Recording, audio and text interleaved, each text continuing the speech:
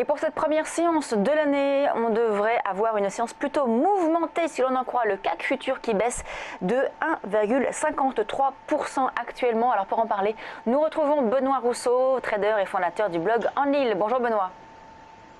Bonjour Lucie. Alors, séance qui s'annonce mouvementée aujourd'hui. Oui, ça s'annonce assez mouvementé, notamment avec la Chine qui s'est effondrée dans la nuit. On a baissé jusqu'à moins 7%.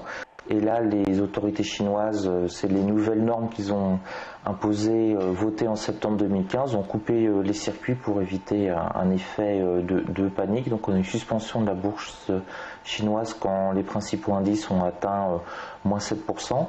Donc ça apparaît normal que la bourse européenne et surtout le CAC 40 baisse comme ça de moins 1,50%. C'est pas un bon signe pour le début de l'année. Je vous ai mis le graphique sur une semaine et là on voit qu'on est déjà sur les plus bas de la semaine dernière, même si ça n'avait pas grande importance réellement ce qui s'est passé entre Noël et le jour de l'an.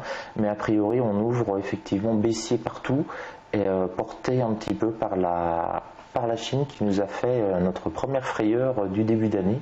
Ça promet une belle année. Oui. Vous pensez donc que là il faut du coup avoir une stratégie donc vendeuse, suivre ce mouvement baissier?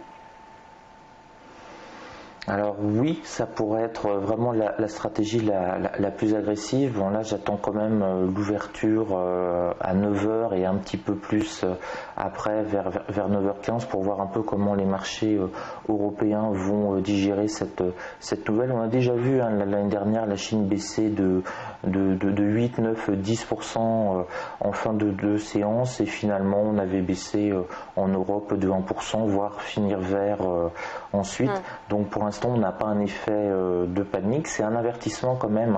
On a monté depuis quasiment novembre 2011 en ligne droite, 4 années de hausse.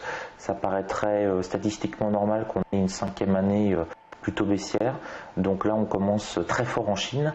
On va avoir de la nervosité, les intervenants reviennent aussi après une période, une belle coupure minimum d'une semaine.